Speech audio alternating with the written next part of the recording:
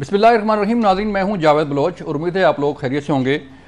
Election की गहमा गहमी तो रोज़ पर है ही है, लेकिन सियासी जमातों के दरमियान जो है या सियासी जमातों में कन्फ्यूजन जो है वो ख़त्म नहीं हो पा रही और तहरीक इंसाफ का बल्ला भी अभी ख़तरे में है। अगर तहरीक इंसाफ को बल्ला ना मिला तो उनके कैंडिडेट का मुस्तकबिल क्या होगा और वोटर्स अपने कैंडिडेट को किस तरह शनाख्त करेंगे, ये बड़ा अहम सवाल है। तहरीक इंसाफ एक तरफ तो पेशावर हाई कोर्ट में है, उनका केस है बल्ले का, और दूसरा जो है उन्होंने सुप्रीम कोर्ट में भी अपना केस दायर कर रखा है। फैसला क्या होता है अदालत ने करना है, लेकिन हालात हमें को जो है अच्छे नज़र नहीं आ रहे और तहरीक इंसाफ को शायद बल्ले के बगैर ही इलेक्शन लड़ना पड़े, लेकिन फैसला बहरहाल कोर्ट ने करना है। दूसरी तरफ नून लीग जो है अपने उम्मीदवारों का अभी तक ऐलान नहीं कर सकी और जो उनके कैंडिडेट्स हैं वो भी परेशान हैं कि आया उन्होंने कैंपेन करनी है नहीं करनी, अगर करनी है तो किस हल्के के साथ, किस कैंडिडेट के साथ और किस तरह करनी है। कन्फ्यूजन अभी तक जो है वाज़ेह नहीं हुई। और फिर पीपल्स पार्टी जो है, बिलावल साहब पंजाब में हैं, लाहौर गए थे, इस्लामाबाद में उनकी मसरूफियात थीं और फिर अभी फैसलाबाद और पंजाब के दौरे पर हैं। उन्होंने पंजाब को फोकस किया हुआ है और क्या पंजाब से उन्हें वो रिज़ल्ट मिल पाएगा जो वो चाह रहे हैं और ओवरऑल पीपल पार्टी कितनी सीटें लेने में कामयाब हो सकती है इस इलेक्शन में ताकि वो अपनी हुकूमत कायम कर सके। अब मामला जो है वो नून लीग और पीपल पार्टी के दरमियान है कि आया हुकूमत जो है वो किसकी होती है। इस पर हम बात करेंगे। हमारे साथ मौजूद होंगे सेंटर हुमायूं महमूद तहरीक इंसाफ से, उनसे हम बात करेंगे। फिर शर्मिला फारूकी साहबा रहनुमा पीपल पार्टी हैं, उनसे बात करेंगे। और फिर असद अशरफ साहब, सेनेटर असद अशरफ साहब से, मुस्लिम लीग नून से उनका तल्लुक़ है, उनसे बात करेंगे कि मुस्लिम लीग नून का मौक़िफ़ इस पर क्या है। सबसे पहले मैं चलता हूँ सेंटर हुमायूं साहब के पास। हुमायूं साहब, मुझे बताइएगा कि बल्ला जो है अभी तक ख़तरे में है, फैसला क्या आता है, लेकिन जो सूरत लग रही है उससे कुछ अच्छी उम्मीद जो है वो नहीं नज़र आ रही कि तहरीक इंसाफ को बल्ला मिल पाएगा। और दूसरी तरफ जो है अगर बल्ला ना मिला तो फिर स्ट्रेटजी क्या होगी तहरीक इंसाफ की? बिस्मिल्लाहिर्रहमानिर्रहीम। शुक्रिया जी। इसमें कोई शक नहीं कि जो बज़ाहिर लग रहा है वो जरा डिफिकल्ट पोजीशन है, लेकिन हमारा काम है कोशिश करना, हमारा काम है अपनी पूरी कोशिश करना। उसके बाद उसका जो रिजल्ट आता है वो हम पर नहीं है, वो ज़ाहिर अदलिया है, वो उस पर डिसाइड करेगी। सही डिसाइड करती है, गलत डिसाइड करती है, हमारी नज़र में या किसी और नज़र में, ये अदलिया का अपना फैसला होगा। उन्होंने इस फैसले की जवाबदेही देनी है, हमारा उससे कोई नहीं है। अगर उन लोगों ने ये फैसला, और बज़ाहिर ये याद रखिए कि अगर मैं किसी मुल्क में जाता हूं और मेरा पासपोर्ट गुम हो जाता है तो वो मेरे लिए सबसे बड़ा प्रॉब्लम है। तो आपकी शनाख्त, इलेक्शन कमीशन के पास ये इख्तियारात अपरेंटली नहीं है कि वो आपकी शनाख्त ले ले। वो आपको जुर्माना दे सकती है, शनाख्त नहीं ले सकती। लेकिन अगर किसी वजह से ये लोग मान लेते हैं कि भाई ये हम लोग पाकिस्तान तहरीक इंसाफ को इतना क्रिपल्ड करना है, वो क्रिपल्ड इसलिए करना है कि बाकी लोग जो हैं वो लंगड़े हैं, वो लोग पॉलिटिकली लंगड़े लोग हैं, उनसे भागा नहीं जाता, तो इन्होंने पाकिस्तान तहरीक इंसाफ को कोशिश करना है कि उनकी दोनों टांगे बांध दे और हाथ बांध दे और फिर उनको रेस में डाले उन लोगों के साथ ताकि वो जीत जाए। इंशाल्लाह ताला ये याद रखिए कि अगर बल्ला ना मिला, it will be uphill struggle Pakistan Tehreek Insaf के लिए, लेकिन हमें उम्मीद ये है कि हम कोशिश पूरी करेंगे। और वो जो कहते हैं ना कि बेखतर कूद पड़ा आतिश नमरूद में, इश्क अकल है महवे तमाशा है लबे बाम भी, तो ये सारे के सारे लोग उस वक्त महवे तमाशा है लबे बाम होंगे और हम लोग उस जुनून में, उस इश्क में कि हम लोग अच्छी उम्मीद है सर। लेकिन मुझे ये बताइएगा कि एक तरफ आप जो है वो पेशावर हाई कोर्ट में है, सुप्रीम कोर्ट में है, अदलिया के पास अपील कर रहे हैं, लेकिन दूसरी तरफ जो हम देख रहे हैं कि मुसलसल अदलिया पर जो है वो दबाव डाला जा रहा है, अदलिया पर तनकीद की जा रही है। देखिए, अदलिया पर दबाव किस लिहाज से? देखिए, तनकीद बाज़ फैसलों के ऊपर हम अपना तहफ़्फ़ुज़ या हम अपना पॉइंट ऑफ व्यू दे सकते हैं, जो फेयर कमेंट है वो कर सकते हैं, लेकिन मैं आपको बताता हूँ दबाव क्या होता है। दबाव ये होता है कि जब अदलिया के सामने, उनके सुप्रीम कोर्ट के सामने, पुलिस की वैगनों में, पुलिस की गाड़ियों में, जब जिस जमाने में दफा 144 लगी हुई थी इस्लामाबाद में, उस वक्त ये पाकिस्तान डिस्ट्रक्शन मूवमेंट के सारे मेंबरान वहां जाके उनके सामने स्टेज लगा के वहां पे कर रहे थे, उसको दबाव कहते हैं। दबाव ये होता है जब एमल वली खड़े होके ओपनली एक चीफ जस्टिस को धमकी देता है कि रिटायर होने के बाद तुम्हारा रहना इस जगह पे मुश्किल हो जाएगा। और ये याद रखिए कि मुझे याद पड़ता है कि लास्ट टाइम जब इमरान खान ने ये कहा था कि हम इसकी इंक्वायरी बिठाएंगे और इसमें कमीशन करेंगे, तो पूरी दुनिया उल्टी सीधी हो गई थी। लोगों ने इतना वलवेला मचाया कि मतलब आप देखें कि हर इंस्टीट्यूशन की तरफ से, चाहे इधर है और चाहे उधर है, वो लोग कहना शुरू हो गए कि ये तो पता नहीं तबाहियां मचा दी, वो तबाहियां मचा दी। हर चीज उलट पुलट हो गई थी और उसके ऊपर इतने केसेस डाल दिए थे टेररिज्म के, इधर के उधर के, वो सारे। आज मुझे समझ नहीं आ रही कि आज क्या हुआ है। सिर्फ एक तौहीन अदालत के अलावा बाकी तो किसी ने कोई चीज नहीं की। उनके ऊपर कोई क्या कह सकते हैं, उनको अरेस्ट करने की, अमल वली के ऊपर अरेस्ट करने की कोई चीज नहीं हुई है। सर, जारी बात है, आप कह रहे हैं कि दबाव नहीं है, लेकिन जो सोशल मीडिया पर ट्रोलिंग हो रही है, जो सोशल मीडिया पर चीजें आ रही हैं, वो अपनी जगह पे मौजूद हैं। असद साहब मुझे बताइएगा कि नून लीग जो है वो क्यों कंफ्यूज है? अभी तक टिकटों का जो है वो फैसला क्यों नहीं हो पा रहा? कभी सीट एडजस्टमेंट आपके इस्तेकाम पाकिस्तान पार्टी भी आपके सर पे है, MQM भी आपके सर पे है, और इस सारे सिनेरियो में आपके कैंडिडेट जो है वो बड़े मायूस हो रहे हैं। बिस्मिल्लाहिर्रहमानिर्रहीम। देखिए, अभी तो अपील जो है वो आरओ के अगेंस्ट जो है कोर्ट्स में है। अभी तो हमारे कायदीन को आज या कल क्लियर होना है, कुछ नया हो गए हैं, और ये तमाम पार्टीज के साथ इसी तरह है। क्या किसी और पार्टी ने अपने पूरे पाकिस्तान में इलेक्शन कैंडिडेट जो खड़े होने हैं सूबाई और कौमी के, क्या किए? जहाँ जहाँ क्लैरिटी है, जहाँ जहाँ कोई नहीं है खड़ा हुआ है, सिर्फ 1 to 1 मुकाबला है या सिंगल कैंडिडेट है किसी और, वहाँ तो हमने गो अहेड कर दिया। और लाहौर में भी बहुत सी जगह पे आपने देखा होगा पिछले दिनों अपने कैंडिडेट्स ने अपने अपने वर्कर्स किए, जिसमें हमजा शहबाज शरीफ साहब ने भी अपने हल्के में एनए में कन्वेंशन किया वर्कर्स का। तो ये और कुछ जलसे भी किए हैं, मसलन शेखुपुरा में अभी जावेद लतीफ साहब के। जहाँ जहाँ क्लैरिटी है वहाँ तो नहीं, लेकिन जहाँ, क्योंकि देखें इस इलेक्शन के लिए एक कैंडिडेट नहीं है, बहुत से हमारे इंटरव्यूज हुए हैं। 22 तारीख 23 तक को बोर्ड है, और आजकल भी जो है फाइनल लिस्ट जो है, फिर सीट एडजस्टमेंट का मामला है। कोई पार्टी ये नहीं कह सकती पूरे पाकिस्तान में कि वो इक्वली पॉपुलर है हर हल्के में।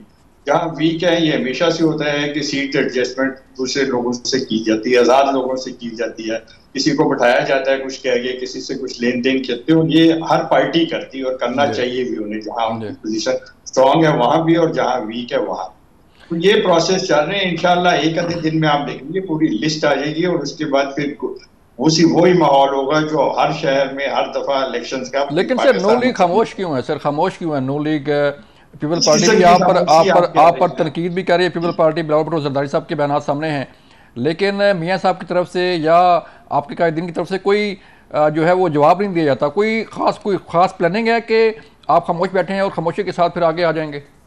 नहीं, कोई खामोशी नहीं है। सियासत का जवाब जो है सियासी बात से दिया जाएगा, कुछ जातियात तो है नहीं। देखें, बिलावल भुट्टो साहब या पीपल्स पार्टी या नून लीग या कोई और अपने जलसे वहां कर रहे हैं जहां उनको इलेक्टेबल्स उन्होंने जो लिए हैं नए, वो उन्हें बुला रहे हैं कि जी यहाँ पे, क्योंकि वही कैंडिडेट होंगे तो उसी जगह। लेकिन बाकी जगहों पे जहाँ उनके अपने वर्कर हैं या जहाँ, वहां पे तो वो जलसे नहीं कर रहे। देखिए, आज डेरा बुगटी में सरफराज बुगटी साहब ने वहां पे जलसा किया। अच्छे आदमी है और मुहिब वतन आदमी है, पाकिस्तानी है औरों की तरह, जिन्होंने अपने वहाँ घर में पाकिस्तान हाउस डिक्लेयर किया हुआ डेरा बुगटी में। तो वो उन्होंने आज जलसा किया है। तो इस तरह कायदीन को फिर वो बुलाते हैं, क्योंकि नई एंट्री होती है तो फिर वो, इसलिए उनको आपको लग रहा है कि वो जरा एक्टिव है। शर्मिला साहब के पास जाते हैं सर, शर्मिला फारूकी साहब के पास जाते हैं। शर्मिला साहबा, मुझे बताइएगा कि बिलावल साहब का फोकस पंजाब है, सिंध तो आपके पास है, वोट बैंक है आपका, वहाँ पे आपकी गवर्नमेंट थी आपकी, तो पंजाब में जो फोकस किया हुआ है बिलावल साहब ने, कोई तवक्कुआत हैं कि जो आपका टारगेट है वो आप अचीव कर पाएंगे? जी बहुत शुक्रिया। देखिए जी, हमारा फोकस सिर्फ पंजाब ही नहीं है। अगर आप बिलावल भुट्टो जरदारी साहब का अगले 30 दिन का शेड्यूल देखें जी, तो हर सूबे में तकरीबन हर दूसरे शहर के अंदर उनके जलसे या वर्कर्स कन्वेंशन जो है उसका शेड्यूल जारी हुआ है। बेशक सिंध में हमारा स्ट्रॉन्ग होल्ड है, लेकिन सिंध के अंदर भी हमारे कई सारे जलसे हैं, वर्कर्स कन्वेंशन है। जहाँ तक रहा ताल्लुक पंजाब का, तो देखिए पंजाब में हम पूरी कोशिश कर रहे हैं। बिलावल भुट्टो जरदारी साहब की वहाँ आमद, लाहौर से इलेक्शन लड़ना, ये एक बहुत बड़ा चैलेंज है। और अल्हम्दुलिल्लाह जैसे जैसे हम वहाँ पर कैंपेनिंग कर रहे हैं, और बिलावल भुट्टो जरदारी साहब वहाँ खुद मौजूद थे कई दिन, तो जो लोगों का ओवरवेलमिंग रिस्पांस मिला है वो बहुत ही इनकरेजिंग है। और मैं समझती हूँ कि शायद नून लीग इसे एक्सपेक्ट ना करे, लेकिन हम बहुत बड़ा सरप्राइज उनको देंगे, उन्हीं के गढ़ में से उन्हीं की सीट ले जाएंगे। देखिए इस वक्त जो मुल्क के अंदर जो सियासी नून लीग के लिए खतरा है बिलावल साहब, ये कौम उससे बेजार है जी। नून लीग के लिए खतरा है बिलावल साहब फिर? बिल्कुल है जी। इस मुल्क में लोग अब नौजवान लीडर की जानिब देख रहे हैं। वो चाहते हैं कि कोई ऐसा लीडर सामने आए, उसके हाथ में इस मुल्क की भाग दौड़ हो, जो वादे करता है पूरे करता है। हमने जो 10 नकाती एजेंडा दिया है, जिसमें हम बात कर रहे हैं 30 लाख घर बनाने के पूरे पाकिस्तान में, वो ऑलरेडी काम हम सिंध में शुरू कर चुके हैं। हम अगर सेहत की बेहतर सहूलियात की बात करते हैं तो ऑलरेडी हम सिंध में NICVD, गम्बट इंस्टीट्यूट और NICH दे चुके हैं। ये सारे वो काम हैं जो हम पहले कर चुके हैं। BISP एक बहुत बड़ा प्रोग्राम है सोशल नेटवर्क का, सर्विस का, जो हम शुरू कर चुके हैं।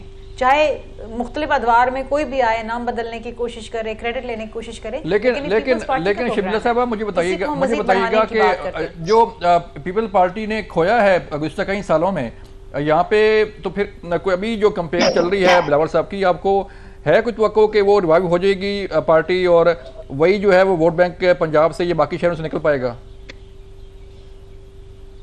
हमें तवक्को नहीं है, हमें उम्मीद है और हमें इस बात की सर्टेनिटी है कि इंशाअल्लाह ताला जो हमारी कोशिशें हैं वो ज़रूर रंग लाएंगी। हम समझते हैं कि जिस तरीके से बिलावल भुट्टो जरदारी साहब जो, अगर आप जाके बात करें उस कॉन्स्टिट्यूंसी से जहाँ पर बिलावल साहब इलेक्शन लड़ रहे हैं, वहाँ पर आप मुख्तलिफ, मैं तो इंडिपेंडेंट तज्जियाकार और इंडिपेंडेंट टेलीविज़न चैनल्स की प्रोग्राम्स देखती हूँ, तो मैंने देखा है कि वहाँ पे लोगों की जो ओवरवेलमिंग रिस्पांस आया है, जो बिलावल भुट्टो को वोट देना चाहते हैं और चाहते हैं कि एक नौजवान की आदत सामने आए जो इस मुल्क में वो वादे कर रहे हैं जो वो पूरा कर सकते हैं। ये कोई बाहर से कोई क्रेडिट नहीं ले रहे, कोई हवाई फायरिंग नहीं हो रही है, और वाकतन ये वाहिद लीडर हैं जो इस वक्त मैदान के अंदर हैं, लोगों के दरमियान हैं, जलसे कर रहे हैं, वर्कर्स कन्वेंशन कर रहे हैं, डोर टू डोर कैंपेन कर रहे हैं और उन मसाइल की बात कर रहे हैं जो एक आम आदमी के लिए बेहद ज़रूरी हैं। हम बात कर रहे हैं किसान को, हम बात कर रहे हैं मजदूर की, हम बात कर रहे हैं किसान कार्ड की, हम मजदूर को मदद करना चाहते हैं, हम तनख्वाहों के अंदर इजाफा करना चाहते हैं, हम इस तरीके से वो तमाम काम करना चाहते हैं जो इस मुल्क में एक आम आदमी की ज़रूरत है। देखें, नून लीग का मंशूर सामने नहीं आया, MQM का मंशूर सामने नहीं आया, ANP का मंशूर सामने नहीं आया, JUIF का मंशूर सामने नहीं आया, ना ये ऑन ग्राउंड है, ना ये लोगों से मेल मिलाप करिए। ड्राइंग रूम की सियासत इस तरह इलेक्शन थोड़ी लड़ा जाता है। चले शर्मिला साहब, ड्राइंग रूम की सियासत जो है वो इससे नहीं होता। मुझे एक ब्रेक के लिए कहा जा रहा है, जब हम ब्रेक के बाद वापस आएंगे तो फिर बात करेंगे कि लेवल प्लेइंग फील्ड का मसला जो है वो किस पार्टी को दरपेश है और इसका हल क्या है, क्या चाहती है नून लीग, क्या चाहती है तहरीक इंसाफ और क्या चाहती है पीपल पार्टी। मिलते हैं ब्रेक के बाद।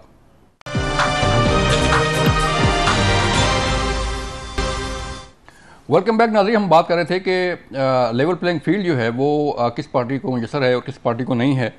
असद साहब, मैं आपकी तरफ आऊँगा। अभी शर्मिला साहब ने कहा कि बिलावल साहब वाहिद लीडर हैं जो मैदान में हैं, जलसे भी कर रहे हैं, मंशूर भी दे दिया है, लोगों से मिल भी रहे हैं, लेकिन फिर भी गिला है पीपल पार्टियों के लेवल प्लेइंग फील्ड जो है वो उस तरह नहीं मिल रही जैसे नून लीग को शायद मिल रही है। निकली नहीं तो लेवल प्लेइंग फील्ड का क्या मतलब है? क्या मतलब है कि इन्हें लेवल प्लेइंग फील्ड नहीं मिल रही? जी देखिए, हम बिलीव करते हैं स्टिच इन टाइम सेव्स 9।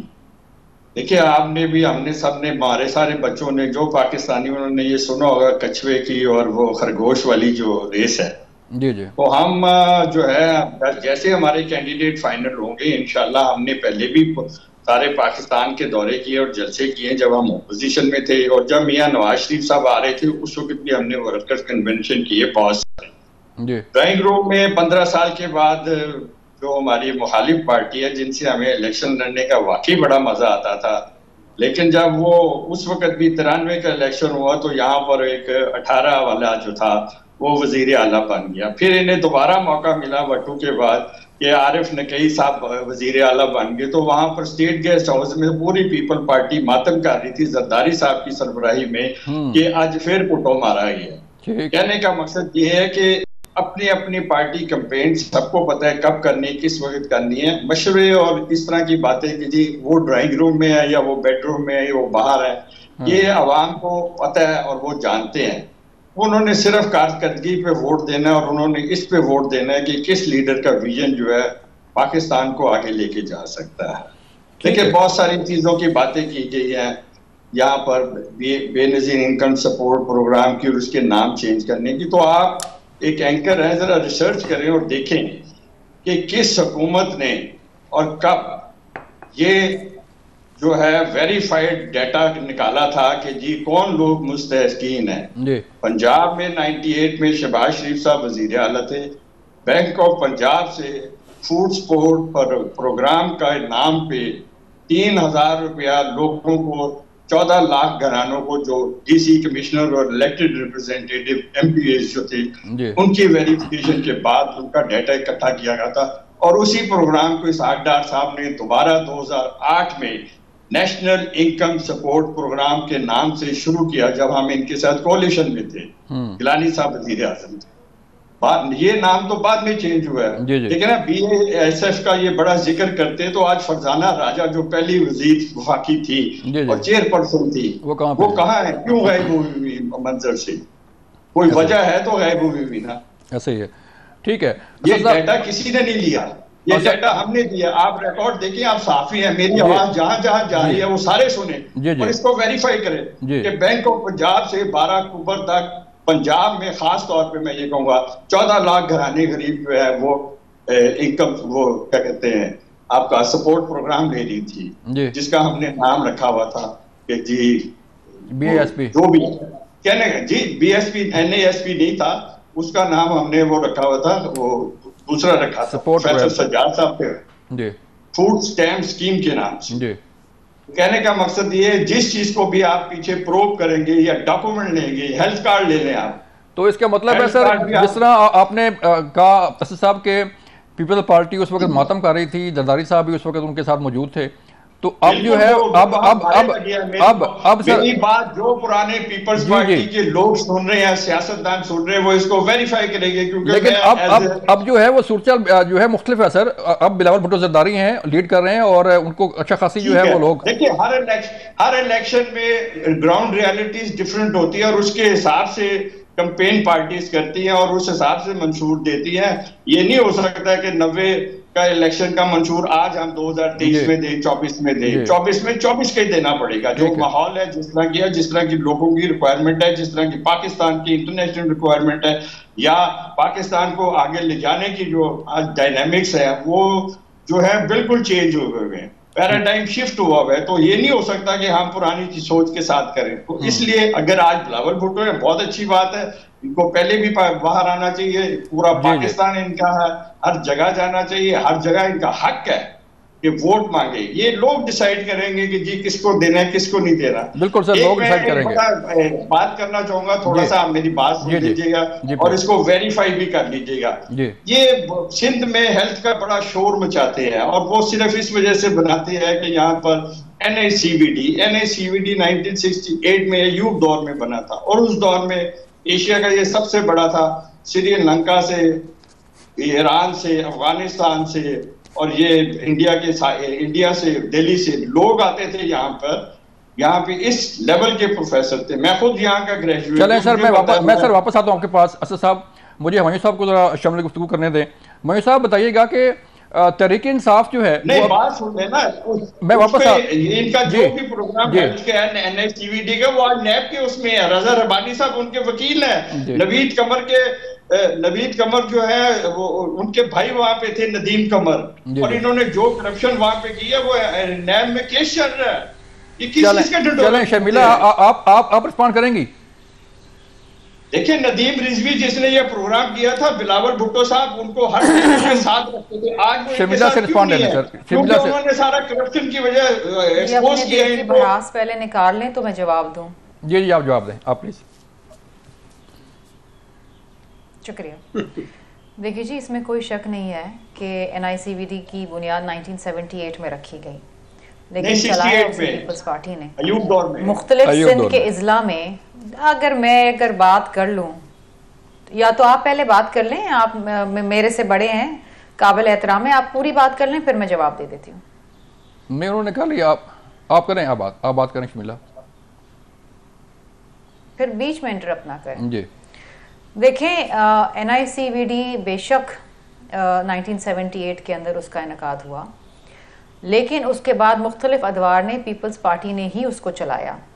और NICVD के जो सैटेलाइट इंस्टीट्यूट्स हैं जो सिंध के मुख्तलिफ इजला में हैं, वो पीपल्स पार्टी नहीं कर रहा। मैं सिर्फ ये कह रहा हूँ, आप 10 साल पीछे चले जाए, 1968 में वो हुआ है, आज भी वो प्लेक लगा हुआ है NICVD के एंट्रेंस पे, अयूब खान के दौर में उन्होंने इफ्तिताह किया था। चलें वो करेक्ट कर रहे हैं आपको। जी शर्मिला, इसी तरीके से जो गम्बट इंस्टीट्यूट है वो पीपल्स पार्टी ने बनाया, जिसमें फ्री लिवर ट्रांसप्लांट होता है। पूरे मुल्क से मुख्तलिफ लोग, बल्कि बाहर ममालिक से भी लोग वहाँ पर आते हैं और फ्री इलाज कराते हैं। देखिए, हमने हमेशा ये बात की है कि हम हेल्थ कार्ड के ऊपर इतना यकीन नहीं रखते। उसमें एक बड़ी ख़तीर सी रकम होती है और वो बड़ी सर्जरीज या बड़ी ऐसी पैमाने की जो बीमारियाँ होती हैं उसको कवर नहीं करती। हम सिंध में मुफ्त इलाज देते हैं और ये हकीकत है। NICH को आप ले लें, इन तमाम ये जो इंस्टीट्यूट्स हैं, इसके अलावा जो ट्रॉमा सेंटर हमने कराची के अंदर बनाया है, इसी तरीके से हम मुख्तलिफ जो इज़ला हैं सिंध के, उसके अंदर जो हम मुख्तलिफ हस्पतालों को हम सपोर्ट दे रहे हैं, सब्सिडीज़ दे रहे हैं और सिंध गवर्नमेंट जिनको फंड्स दे रही है, ये तमाम वो चीज़ें हैं जो एक आम आदमी की ज़रूरत है। एक आम आदमी को क्या चाहिए? उसको चाहिए अच्छा इलाज, फ्री इलाज, उसको चाहिए बच्चों के लिए अच्छे स्कूल, उसको चाहिए सस्ती रोटी, उसको चाहिए एक अच्छी नौकरी और सर पे छत। ये एक आम आदमी की ज़रूरत है और यही 10 नकाती एजेंडा जो बिलावल भुट्टो जरदारी साहब ने दिया है, ये तमाम चीज़ें बताता भी है और उसका सोल्यूशन भी दे रहा है। घर जो हमने सिंध में बनाना शुरू कर दिए हैं, वो हम कहते हैं कि जी अगर हम इक़्तिदार में आए तो हम पूरे पाकिस्तान में 30 lakh low cost housing schemes बनाएंगे। इसी तरीके से BISP जो एक बहुत बड़ा प्रोग्राम था पीपल्स पार्टी के, जिसके पे बड़ी तनकीद हुई, लेकिन अब भी तनकीद हो रही है ना, अब भी तनकीद हो रही है, अब भी तनकीद हो रही है। शर्मिला, जो आपने प्रोग्राम दिया ना, जो मंशूर दिया आपने, उस पर तनकीद हो रही है कि IMF जो है, मुझे प्लीज बात करने देना। देखिए, अब आप भी बीच, चलो मैं नुक्ता बयान कर रहा था, मैं नुक्ता आपके पास समझ, तो फिर मेरे जी आप करें। उसको हमने 90 लाख खानदानों तक पहुंचाया, हमने इसको मज़ीद पहुंचाना है जी। इसी तरीके से हमने उस BISP के थ्रू हमने वसीला रोज़गार देना है, वसीला सेहत देनी है, वसीला हमने तालीम देनी है। ये तमाम चीज़ें जो देखें आपके लिए शायद एक बड़ी ख़तीर रकम होगी, लेकिन उन घरानों के लिए जो बहुत ही गुर्बत की सतह से नीचे हैं, उनके लिए ये रकम बहुत इंपॉर्टेंट है। यहाँ पर किसान मर गया है, यूरिया नहीं खरीद सकता, हल नहीं चला सकता, डीजल नहीं ले सकता, उस किसान को हमने सब्सिडी देना है। बड़ी बड़ी फर्टिलाइजर कंपनीज को सब्सिडी देने के बजाय हमने उस गरीब किसान को देनी है सब्सिडी, उसको हमने सपोर्ट करना है। ये जो मुल्क है, इट्स एन एग्रेरियन कंट्री, आपको इतना रेवेन्यू जनरेट करके देता है और आप उसी शोबे को जो है उसके ऊपर इतना बोझ डाल रहे हैं कि वो बेचारा किसान मजदूर तो पिस गया है। इसी तरीके से हमने तालीम को आम करना है, मर्द और औरत के लिए, सबके लिए तालीम को आम करना है। इसी तरीके से हमने इस मुल्क के अंदर, देखें बिजली का बहुत बड़ा मसला है, बिजली है ही नहीं आपके मुल्क के अंदर, कैसे करेंगे पैदा? आपने सोलर एनर्जी की तरफ जाना है, ग्रीन पार्क करना है, 300 यूनिट तक के जो यूनिट्स है उनको फ्री करना है, कैसे करेंगे? आप सोलर एनर्जी की तरफ जाएंगे, आप सोलर पैनलिंग करेंगे, आप ग्रीन पार्क्स बनाएंगे।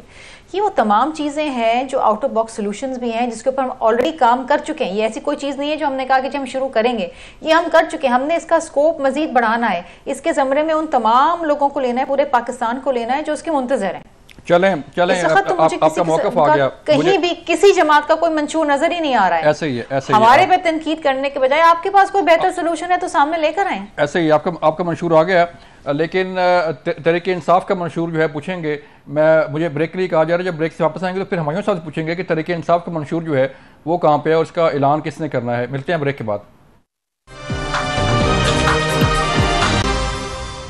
Welcome back. हम बात कर रहे थे कि मंशूर जो है उसकी बात की जा रही थी कि पीपल्स पार्टी ने मंशूर दे दिया है, नून लीग का अभी तक नहीं आया, तहरीक इंसाफ का भी अभी नहीं आया। हमें साहब बताइएगा कि तहरीक इंसाफ का मंशूर जो है वो क्यों नहीं अभी तक अनाउंस हुआ और कब तक अनाउंस हो जाएगा? प्लान क्या है आपके? देखिए, पाकिस्तान तहरीक इंसाफ मंशूर तो इमरान खान लाहौर के जत्थे में ऑलरेडी दे चुके हैं। उन्होंने कोई मेरे ख्याल में 18 या 20 पॉइंट्स का उन्होंने मंशूर दिया था और बताया था कि कौन कौन सी चीज़ों के ऊपर वो करेंगे। जो एक्सपोर्ट ओरिएंटेड हमारी इकोनॉमी होनी चाहिए, हमारी लार्ज स्केल इंडस्ट्रीज के ऊपर होना चाहिए, हमारे जो यूथ है उनको क्या कह सकते हैं, उसे इंटरेस्ट फ्री लोन्स होना चाहिए, एहसास प्रोग्राम को फर्दर एक्सपैंड करना चाहिए। हेल्थ कार्ड की जो बात की थी, अच्छा मैं यहाँ पे डिसएग्री करता हूँ, शर्मिला जी बात बता रही थी, ये याद रखें कि वो कह रही थी कि इस जगह पे हम फ्री इलाज करते हैं। देखिए हर एक इंस्टीट्यूशन की एक कैपेसिटी होती है, वो उस कैपेसिटी में अगर वो 100% भी वो फ्री काम करता है, अच्छी बात है, मैं इसको अप्रिशिएट करता हूँ, लेकिन वो उस कैपेसिटी से आगे नहीं जा सकता। तो अगर आप उसकी बजाय आप एक ऐसा प्रोग्राम लेकर आए, उसको एक्सपैंड करें, इट इज वेरी अनफॉर्चुनेट कि सिंध वाले जो थे वो कार्ड में नहीं लिखे। हेल्थ कार्ड में 1 करोड़ लोगों को फायदा हुआ है।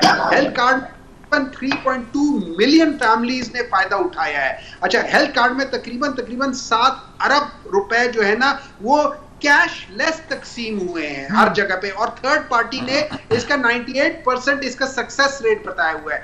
तो इन चीजों को करके गए। अच्छा उसके अलावा फिर आपने बाकी चीजों पे ज्यादातर जो ये याद रखें, पाकिस्तान तहरीक इंसाफ का जो फोकस है वो अवाम की पॉवर्टी एलिवेशन की तरफ है। अच्छा पॉवर्टी एलिवेशन की मैं एक मिसाल दे देता हूँ। मिसाल ये था कि अगर हम शहबाज शरीफ साहब के दौर को देखें तो उन्होंने जो उनके दौर में और उनसे पिछले दौर में था, उन्होंने लेट्स से 4% अपने 1 साल या 1.5 साल में उन्होंने पॉवर्टी एलिवेशन की थी। अब मजे की बात यह, बिटवीन शहबाज शरीफ साहब की गवर्नमेंट और जिनका ये मजाक उड़ाते बुज़दार साहब की गवर्नमेंट, बुज़दार साहब की गवर्नमेंट में उनको शहबाज शरीफ के उसमें 4% की पॉवर्टी एलिवेशन है, बुज़दार साहब के जमाने में 5% की पॉवर्टी एलिवेशन हुई। तो दैट मींस बुज़दार साहब with all his handicaps and everything, he was better than Shahbaz Sharif in his poverty elevation. ये मैं स्टैटिस्टिक्स बता रहा हूँ, ठीक है। अच्छा उसके अलावा जब फाइनेंस सर आपने तो कहा था कि 50 लाख घर ही बनेंगे, करोड़ों नौकरियां भी आएंगी, पता नहीं वो फिर काम नहीं। एक मिनट है जाए, 3 साल में पाकिस्तान तहरीक इंसाफ ने 3 साल में रिकॉर्ड 5.5 मिलियन जॉब क्रिएशन की थी। उनका जो एवरेज था 1.84 मिलियन पर ईयर के लिहाज से जॉब क्रिएशन हो रही थी। सर जॉब क्रिएशन हुई थी, सर मुझे थोड़ा सा अपना एक नुक्ता बयान करने दें कि अगर जॉब क्रिएशन हुई थी तो फिर अवाम तो बेरोजगार नहीं होनी चाहिए ना। अगर महंगाई कम हुई थी तो फिर तो अवाम को नारे मारने चाहिए थे कि ये महंगाई कम हुई, लेकिन जब आप गए थे तो उस वक्त महंगाई अरूज पर थी और लोग दुआएं कर रहे थे कि तहरीक इंसाफ चली जाए। नहीं जी एक मिनट है, मैं आपको बताता हूँ, कोई ऐसी बात नहीं थी उस वक्त। अगर आप फरवरी मार्च के ब्लूमबर्ग की, IMF की, वर्ल्ड बैंक की, फाइनेंशियल टाइम्स की सब चीजों को देख ले, हर एक ने एक बात मुतवातिर की थी कि पाकिस्तान इस वक्त एक जिसे कहते हैं ना क्या कह सकते हैं, जो उनकी जो ग्रोथ है वो सस्टेनेबल है, वो सस्टेनेबल ग्रोथ में जा रहा है और बहुत अच्छे तरीके से जा रहा है। प्रॉब्लम ये हुई थी कि इन लोगों ने जब आके ये दिसंबर जनवरी से जब इन लोगों ने, और खासतौर पे फरवरी ऑनवर्ड्स और मार्च के बाद जो हुआ था, वो जो एक पैनिक क्रिएट हुआ था ना, उसने ये सारी चीजें गिरा दी थी। और फिर जब ये लोग बदरचा कमाल as a Pakistan destruction movement आकर बैठ गए थे, तो इंसानों ने मिल के मतलब जिस तरीके से इसका हशर नशर किया वो तो आप भी जानते हैं, मैं भी जानता हूँ। यहाँ तक कि अभी ये जो कहते हैं ना कि आप लोग कह रहे हैं कि भाई पाकिस्तान तहरीक इंसाफ तो कहती थी कि ये बैंकक्रप्ट हो जाएगा पाकिस्तान। अभी कोई हफ्ता पहले इन्हीं के लीडर, PDM के लीडर मौलाना फजलुर रहमान कह रहे थे कि पाकिस्तान जो है ना वो दिवालिया की तरफ जा रहा है। तो ये इन्हीं की हुकूमत, इन्हीं की सर ये तो सर रियलिटी है ना कि तहरीक इंसाफ के रहनुमा ही ये कह रहे थे, खत लिख रहे थे IMF को कि IMF जो है अपना गवर्नमेंट के साथ जो है एग्रीमेंट ना करे। अच्छा साहब आप बताइएगा कि जो अपना हमेशा फरमा रहे हैं कि जी साहब मुझे फाइनल आपने इनको बड़ा मुझे अभी आपने सिर्फ 3 मिनट दिए, इनको आपने 6 मिनट दिए। अच्छा तो आप कर लें वो कर लेना, इंसाफ कर लें, अदल भी कर ले, इंसाफ भी कर ले, ठीक है। अच्छा ये था, मैं आपको पाकिस्तान मुस्लिम लीग नून ने हमेशा कहा है कि उन लोगों ने अपने वो 6% को, कि GDP हमारी 6% थी और बहुत उसको इन्होंने ढोल पीटा है।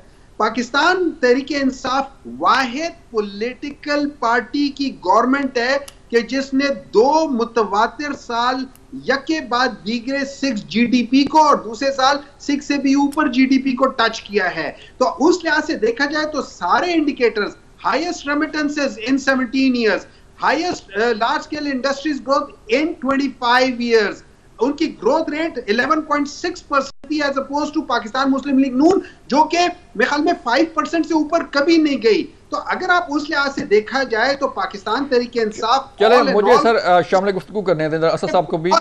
किया जी। जी थैंक यू जी। टाइम कम है सर, इसलिए मैं शामिल गुफ्तगू करना चाहूँगा। सर बताइएगा कि तहरीक इंसाफ, इससे हुमायूं साहब से तो लग रहा है कि तहरीक इंसाफ के दौर में अवाम बड़ी सुखी थी, अवाम जो है वो बड़ा दूध की नहरें बह रही थी। देखिए, आपने तो एक बीच में एक दो सवाल करके विग ही उतार दी है फिर ट्रांसप्लांट करने वालों की।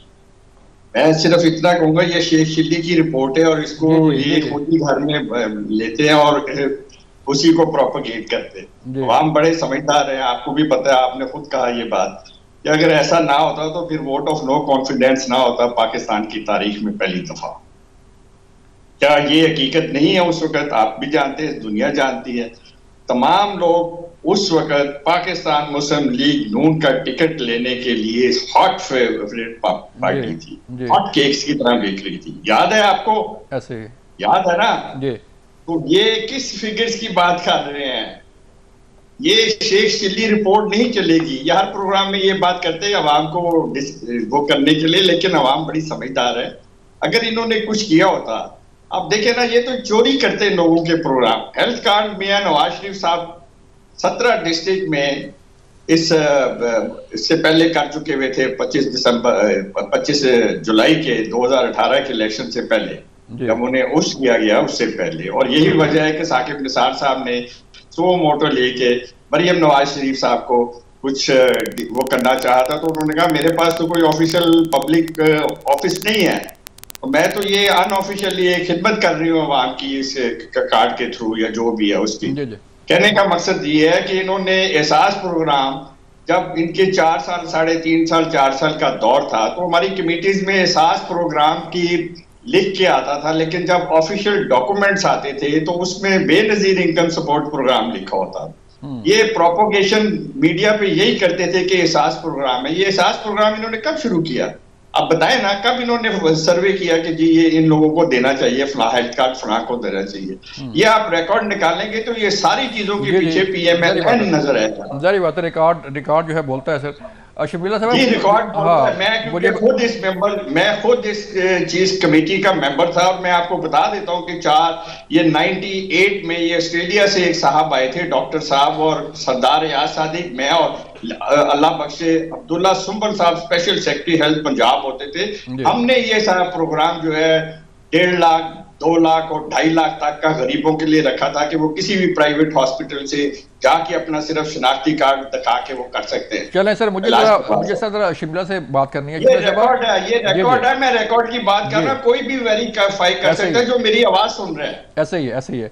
शिमला साहब, आप बताइएगा कि आपका जो बिलावल साहब का बयानिया नजर आ रहा है, और वो तो एंटी नून लीग जो है वो ज्यादा है, और तहरीक इंसाफ के साथ शायद आपका कोई सॉफ्ट कॉर्नर है उनके साथ। देखिए जी, हम लड़ने जा रहे हैं इलेक्शन। हमारी लड़ाई ना पीटीआई से है ना पीएमएलएन से है। ठीक है। यही वो 70 साला बोसीदा सियासत है जिसका खात्मा बिलावल भुट्टो जरदारी साहब चाहते हैं। ये नफरत की सियासत, ये लड़ाई की सियासत, एक दूसरे को नीचा दिखाने की सियासत, जेलों में डालने की सियासत। We don't want this. अच्छा, मजे की बात यह कि अभी मैं आपके मेहमान की गुफ्तगू सुन रही थी, बड़ी बातें बता रहे थे पीटीआई के जो रिप्रेजेंटेटिव हैं। ये अजीब सी बात आपको नहीं लगती कि एक जमाने में ये बिलियन ट्री सुनामी की बात करते थे, अब उसका जिक्र ही नहीं करते। They don't even mention it अपनी क्रेडेंशियल्स में, या इनकी जो उसमें बात ही नहीं करते। वो नहीं करते क्योंकि उसके ऊपर चीफ जस्टिस गुलजार साहब ने सुमोटो ले लिया था। उन्होंने कहा ये दरख्त लगाए किधर हैं? 302 कॉन्ट्रैक्टर्स हैं जिन्होंने पाकिस्तान के एक्सचेकर को न जाने कितने अरब रुपए देने हैं, 125 अरब रुपए का प्रोजेक्ट। वो दरख्त किधर है? ये बात नहीं करेंगे ये। वो जो पेशावर के अंदर जो जंगला बस इन्होंने लगाई थी, जो बैठ गई, जिसके ऊपर नैब इंक्वायरी करी थी, जिसके खिलाफ इनकी ही गवर्नमेंट गई और स्टे ऑर्डर ले आई हाई कोर्ट से, उसकी बात नहीं करते। ये भी तो बताए ना कौम को। हम तो जानते हैं, कौम भी जानती है, इसका जिक्र ही नहीं करते। एक जमाने में billion tree tsunami, billion tree सुन के कान हमारे थक गए थे। खुदा का शुक्र है कि सुप्रीम कोर्ट ने नोटिस ले लिया और पूछते हैं कि भाई ये दरख्त लगे किधर है। अगर ये लग जाते दरख्त तो शायद पाकिस्तान के क्लाइमेट चेंज के न जाने क्या एक इनकलाब आ जाता। लेकिन बात यह है, coming back to your question, कि इस मुल्क के अंदर अगर आपको सियासी और मौशी इस्तेहकाम चाहिए, ये नफरत की सियासत आपको रद्द करनी पड़ेगी। ऐसा ही है। आगे चलें। इस मुल्क के आम आदमी के जो मसाइल हैं उनकी बात करें, उसका सलूशन बताएं। मैं दोबारा इस बात को दोहराऊंगी, ऑन ग्राउंड सिर्फ बिलावल भुट्टो जरदारी साहब चलें शर्मिला, जल्द से मेरे पास वक्त कम है, वक्त मंशूर पीपल्स पार्टी लेकर आए, ये ना जाने क्या कर रहे हैं। इलेक्शन तो हम लड़ रहे हैं जी जी, ये तो अपने ड्राइंग रूम में बैठ के आपका मौक़िफ़ आ गया। इंशाल्लाह दोबारा आपसे जो है मौक़िफ़ लेंगे। बहुत शुक्रिया आपके वक्त का शर्मिला फ़ारूकी साहबा, बहुत शुक्रिया सेंटर हुमायूं मोहम्मद साहब, और बहुत शुक्रिया सेंटर असद अशरफ साहब। ये था आज का प्रोग्राम, अपना ख्याल रखिएगा, अल्लाह हाफिज़।